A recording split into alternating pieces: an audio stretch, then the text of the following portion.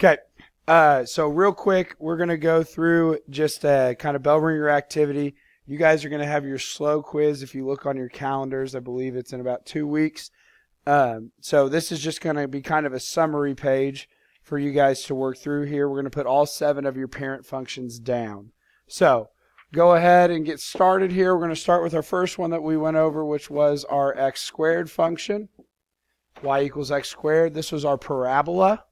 So our parabola has to have 5 points, and those 5 points are 0, 0, 1, 1, 2, 4, negative 1, 1, and negative 2, 4.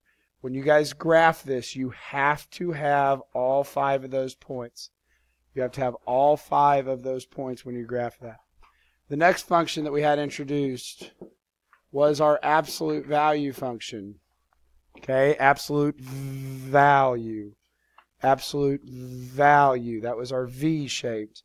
So we're going to have the point 0, 0, 1, 1, 2, 2, negative 1, 1, negative 2, 2. And this is our V, so they're going to be straight lines to the edge of the graph. Absolute value. It's a V. Then we went to our roots. And the first one we did was our square root function, y equals the square root of x.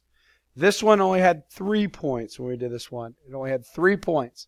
We had 0, 0, 1, 1, and then 4, 2. Not 8, 2. A lot of you guys want to put 8, 2, but 8, 2 does not make sense because you cannot take the square root of 8. But I can take the square root of 4, and when I take the square root of 4, I get 2. Okay, so those are our first 3 parent functions that we've had. You guys need to have those memorized. After our square root, we went over our cubed root function. So y equals the cubed root of x.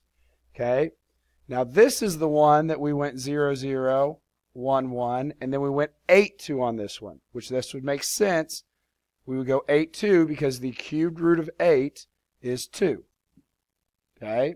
However, with this cubed root function, we can also have negatives. So I'm also going to have the point negative 1, 1, and negative 8, negative 2. Okay, so that right there is our cubed root function. Next function that we went over was our cubed function, y equals x cubed. Okay, and this is an inverse of the last one that we just did. You're going to have 0, 0, 1, 1, 2, 8, negative 1, negative 1, negative 2, negative 8. I think it's important to have these 2 functions next to each other because this is probably the most common mistake, which one's which. Cubed root is your sideways one. Cubed is the one that's straight up and down. You guys can always draw a table to figure out which is which, but we need to get that memorized. When we've done these, that's the most common mistake that I've seen you guys make. Okay, next we are going to have our reciprocal function. Our reciprocal function is the one that has the swoops. Okay, so I've only got 2 points. It's 1, 1, negative 1, negative 1. But along this one, this is where our asymptotes start to show up. I'm going to have a horizontal asymptote, and I'm going to have a vertical asymptote. Okay. So this is our first one that has asymptote with it. You're going to have 2 points and then your vertical and horizontal asymptotes. After you do that, you're going to finish that off with a swoop. Okay. So everybody good on those 3? We're going to memorize those 3. Remember, make sure you guys know the difference between the cubed and the cubed root.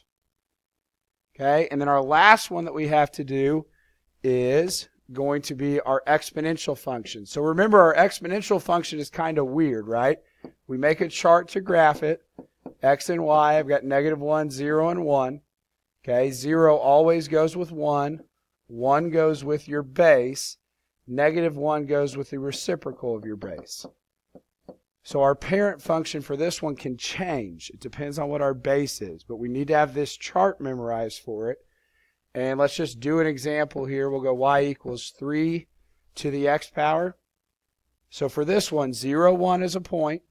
Whoops, 0, 1 is a point. 1 and the base, so 1 and 3 is a point. and then -1 in the reciprocal. So -1 and 1/3. And then along with those 3 points, you're also going to need to have a horizontal asymptote. Okay? Once I have that drawn, I got my 2 points. I'm going to start over here on the left, and then I'm going to go up. Okay? Remember, this could also be a fraction. And if it's a fraction, that's not a big deal. You still follow your chart. -1 with the reciprocal, 0 with 1, 1 with the base.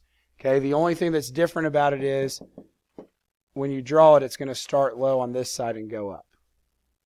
Okay, but those are our parent functions that we have. All right, those are our 3 parent functions. Now, I want you guys to pause the video, and I want you guys to flip over to the back side.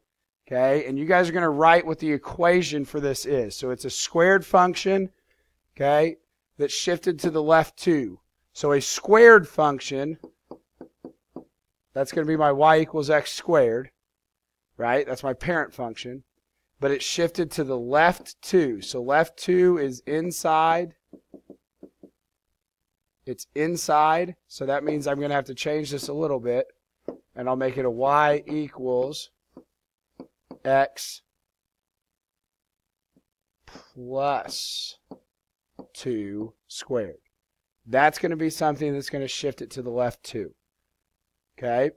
So go ahead and pause the video, and I want you guys to work through these last problems here. So pause the video, work through at your table. Okay? Once you guys get done, go ahead and play, and you guys can check your work on this. So our absolute value that has been shifted up 1. So up, that's outside. So I'm going to go y equals absolute value of x up 1. So I'm going to go plus 1. Okay, a square root function that is flipped over the x-axis. It's flipped over the x-axis. So that's a vertical flip. It's a vertical flip. So vertical needs to be on the outside. Negative square root of x. Okay? Cubed root shifted down 3. Y equals cubed root of x. It's down, so that's vertical. So I should have -3. A cube function shifted up 1. So cubed, y equals x cubed. And I want it to be shifted up 1. So plus 1, and that plus 1 is on the outside. Reciprocal function flipped over the y-axis. So flipped over the y-axis. Flipping over our y-axis. That's going to be a horizontal shift. Horizontal is on the inside. Horizontal is on the inside. So it's going to be y equals 1 over negative x. Remember, the inside of a reciprocal function is going to be down on the bottom. Okay, let's go ahead and finish up. We got a few more. Exponential function with a base of 3 shifted to the right 2. So exponential function with a base of 3 and then shifted to the right 2. I'm going to have a -2 up top. Okay, that's on the inside, -2 up top. Reciprocal function shifted to the right 2. Right is a horizontal shift. It's 1 over x minus 2. 1 over x minus 2. Okay, exponential function with a base of 4. Y equals 4 to the x. And it shifted down 4. So I'm going to have a -4. It's not up in the parentheses. Notice this is a vertical. It's on the outside. This is a horizontal. It's on the inside. You guys see the difference between those two? A parabola that is shifted down 4. So our parabola, that's our y equals x squared. And it shifted down 4, so -4. Okay, notice where the -4 is on the outside. Up top here, we had a parabola that was on the inside. See the difference between the inside and the outside on the parabola? Outside, inside, outside, inside. Okay, last two. Absolute value shifted left 3. So left, that's horizontal. It's going to be on the inside. And if it's shifted to the left, it's a plus 3. We always do the opposite of what's on the inside. Square root flipped over the y-axis. Okay, flipped over the y-axis is a horizontal. Y-axis is a horizontal, so negatives on the inside. Okay, cubed root shifted to the right 3. Right is horizontal, that's on the inside.